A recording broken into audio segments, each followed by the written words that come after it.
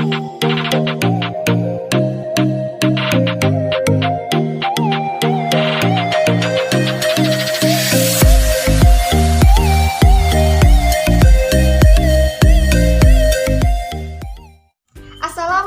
warahmatullahi wabarakatuh. Salam Pramuka. Saya Ita Rahmawati di sini akan membahas mengenai sejarah pramuka di dunia dan Indonesia untuk memenuhi uji SKU Pandega poin 12. Langsung saja ya, saya bahas mengenai sejarah pramuka di dunia terlebih dahulu. Sejarah pramuka di dunia dimulai ketika Baden-Powell mencatat pengalamannya dalam buku Scouting for Boys tahun 1908. Buku itu sengaja dibuat sebagai panduan dalam acara perkemahan yang dirintisnya. Tidak hanya di Inggris saja, buku ini juga laris di negara-negara lain, sehingga organisasi-organisasi pramuka bermunculan yang ditujukan kepada laki-laki saja. Kemudian bersama Agnes yang merupakan adik dari Baden-Powell mendirikan organisasi pramuka untuk wanita dengan nama Girls Guides. Pada tahun 1916 didirikan organisasi pramuka untuk siaga. Organisasi tersebut dinamai KAP atau Anak Serigala. Kemudian tahun 1918 didirikannya Rover Scout yang merupakan kelompok untuk remaja berusia 17 tahun. Tahun 1922 Baden-Powell kembali mempublikasikan buku Rovering to Success atau Mengembara Menuju Bahagia, di mana buku tersebut menceritakan tentang seorang pemuda yang sesegera mungkin mengayuh perahu sampannya menuju pantai bahagia. Nah, kemudian tanggal 30 Juli sampai 8 Agustus 1920 di Olympus Hall London, sejumlah 800 orang partisipasi pramuka melakukan jambore dunia untuk pertama kalinya.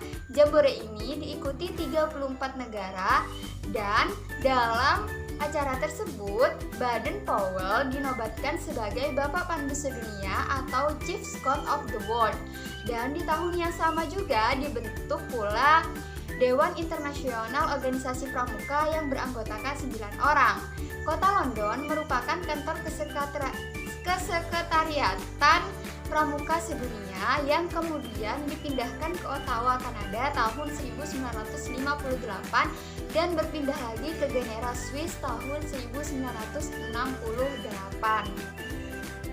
Tadi sudah dijelaskan mengenai sejarah pramuka di dunia. Nah, selanjutnya yaitu sejarah pramuka di Indonesia. Sejarah pramuka di Indonesia dimulai pasang surut dalam aktivitas organisasi, di mana pada saat itu Indonesia masih berada dalam masa penjajahan, sehingga Indonesia dikenal dengan 3 masa pramuka, yaitu gerakan pramuka pada masa penjajahan Belanda, gerakan pramuka pada masa penjajahan Jepang, dan gerakan pramuka setelah Indonesia merdeka. Kita bahas satu-satu ya. Yang pertama yaitu sejarah pramuka Indonesia masa penjajahan Belanda. Gerakan kepramukaan ini dibawa oleh Belanda ke Indonesia pada masa kolonial. Didirikan oleh Belanda dengan nama Nederland Indische Padvindersvereniging atau NIPV. Dalam Indonesia dikenal Persatuan Pandu-Pandu Hindia Belanda. Beberapa tokoh menganggap organisasi ini bisa membentuk karakter masyarakat saat itu pada masa dijajah, sehingga beberapa organisasi juga didirikan. Kemudian yang kedua yaitu sejarah pramuka Indonesia masa penjajahan Jepang. Pada masa penjajahan Jepang, gerakan pramuka terus bertahan. Namun ketika masa Perang Dunia Kedua, tentara Jepang melakukan penyerangan kepada Belanda, sehingga banyak tokoh kepanduan Indonesia ditarik masuk ke Ibondan, Peta, dan Seinandan, yaitu organisasi bentukan Jepang yang digunakan untuk mendukung tentara Jepang. Bahkan Jepang juga melarang berdirinya partai dan organisasi rakyat Indonesia.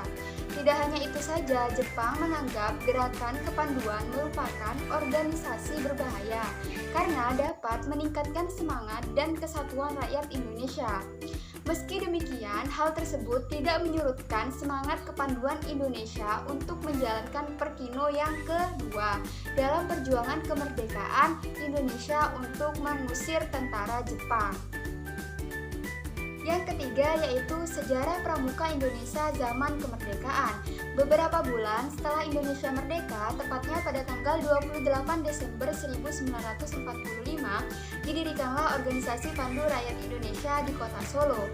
Organisasi ini ditetapkan sebagai wadah kepanduan di mana anggota kepanduan Indonesia bisa bernaung. Pada tahun 1961, terdapat sekitar 100 organisasi kepanduan di Indonesia yang terbagi menjadi 3 federasi organisasi, yaitu Persatuan Kepanduan Putri Indonesia, Ikatan Pandu Indonesia, dan Persatuan Putra Putri Indonesia. Kemudian pada tanggal 14 Agustus 1961, Gerakan Pramuka dikenalkan pada masyarakat Indonesia secara resmi. Oleh karena itu, Hari Pramuka diperingati setiap tanggal 14 Agustus. Dengan sejarah pramuka yang sudah dijelaskan tersebut, kita sebagai bagian dari Indonesia diharapkan dapat lebih menghargai organisasi kepanduan dimanapun, karena organisasi tersebut memang dapat membentuk karakter setiap orang dan memberikan sebuah pengalaman. Nah, itu tadi penjelasan mengenai sejarah pramuka di dunia dan Indonesia yang bisa saya sampaikan dan bisa saya jelaskan. Mohon maaf apabila ada salah kata dalam penjelasan saya dan semoga bermanfaat. Assalamualaikum warahmatullahi wabarakatuh. Salam Pramuka.